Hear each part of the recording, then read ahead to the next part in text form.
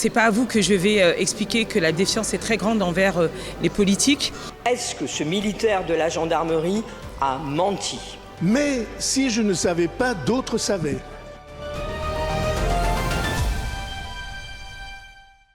Depuis quelques jours, le scandale de Betharam agite la France. Plusieurs députés accusent François Bayrou d'avoir couvert des affaires de viol sur mineurs dans l'établissement catholique de Betharam il y a plus de 20 ans. Le Premier ministre a démenti ces accusations et la question de la législation au sujet des viols sur mineurs est de nouveau sur la table. Le délai de prescription pour un viol sur mineur est de 20 ans. Les faits de violence sexuelle à Betharam sont donc aujourd'hui prescrits car ils remontent à plus de 20 ans. Le député Stéphane Vogetta reproche à plusieurs partis d'avoir voté contre une loi qui permettait de rendre imprescriptibles les accusations de violence sexuelle sur mineurs et donc de condamner tous les responsables aujourd'hui. Diop Diaynaba, la porte-parole du Parti socialiste, a exprimé sa position. Il y avait quelque chose dans la rédaction de cette loi qui posait problème. Comment est-ce qu'on donne les moyens à la justice de protéger les victimes et de leur rendre justement leur plein droit et de rétablir justement qu'il y ait justement une condamnation claire et rapide des gens qui sont les auteurs de ce type de crime. Parce que c'est ça qui manque aujourd'hui. Pour en revenir à François Bayrou, un gendarme chargé d'enquêter sur un viol commis par un prêtre à Betharam a déclaré que Bayrou était intervenu dans l'affaire. Cette intervention aurait permis au prêtre de sortir une semaine après sa mise en examen. Peu de temps après, le prêtre s'est suicidé. Ce suicide a amené la justice à clore l'enquête malgré 2 nouvelles plaintes pour viol. Le juge d'instruction Christian Mirande affirme vous avoir rencontré longuement dans son bureau pour parler du père Caricart accusé de viol. Ce juge a-t-il menti? Ce matin, dans le quotidien La République des Pyrénées, l'enquêteur de la section de recherche au moment des faits affirme que le défèrement du père Caricart au juge Mirande a été retardé car le procureur général voulait voir ce dossier suite à une intervention de M. Bayrou. Est-ce que ce militaire de la gendarmerie a menti? Est-ce que je suis jamais intervenu dans cette affaire comme dans d'autres affaires judiciaires? La réponse est non, jamais. Vous avez cité le nom du juge d'instruction Christian Mirande. C'est mon voisin depuis 50 ans. Un magistrat n'a pas le droit de communiquer le moindre élément du dossier dont il a la charge à quelque personne extérieure au dossier que ce soit. Et il n'a jamais communiqué le moindre élément du dossier. On a pu parler de l'ambiance, on a pu parler de l'établissement, jamais du dossier.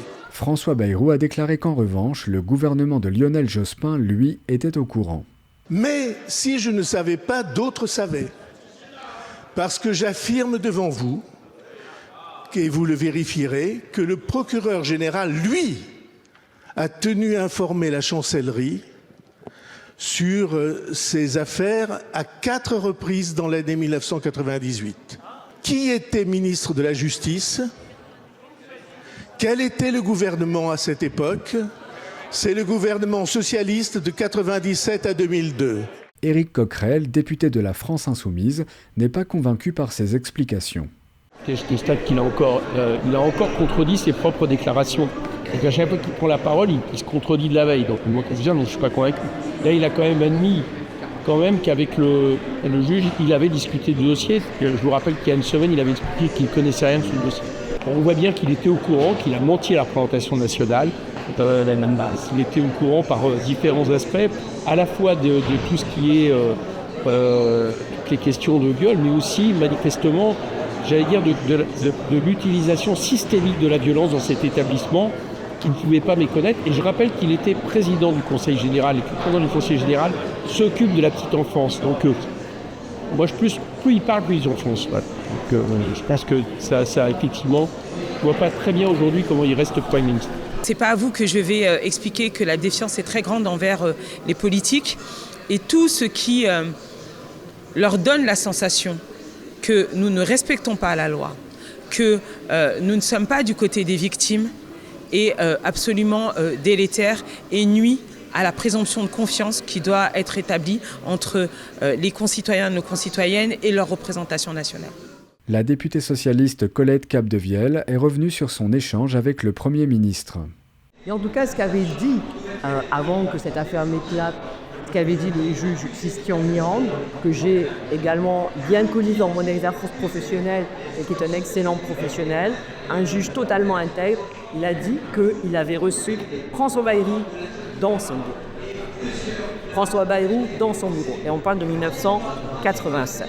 Le procureur général avait reçu des instructions de la part de M. François Bayrou, qui était à l'époque président du Conseil général et des personnes notales aujourd'hui. Personne m'a dit avoir reçu quoi que ce soit de la part des ministres de l'époque. Tout le monde parle de François Bayrou. Paul Vannier, député de la France Insoumise, accuse Françoas Bayrou d'avoir menti à plusieurs reprises et appelle à sa démission. Le Premier ministre a menti pour la 3e fois en une semaine devant l'Assemblée nationale. Il a fait évoluer pour la 4e fois sa version des faits et rien ne résiste à ses explications il a d'abord démenti avoir une connaissance de faits de violence sur les enfants. Désormais, c'est indiqué que dès 1996, il était informé de violences physiques, dès 1990 de violences sexuelles et qu'il n'a rien fait pour les arrêter, pour protéger les enfants alors qu'il avait comme ministre, comme président du conseil départemental, tous les moyens d'agir pour le faire. Notre rapport à cette démission, parce qu'un Premier ministre ne peut pas mentir dans une démocratie aux représentants du peuple, encore moins sur une affaire aussi grave que c'est probablement l'une des plus graves affaires pédocriminelles qu'ait connue notre pays.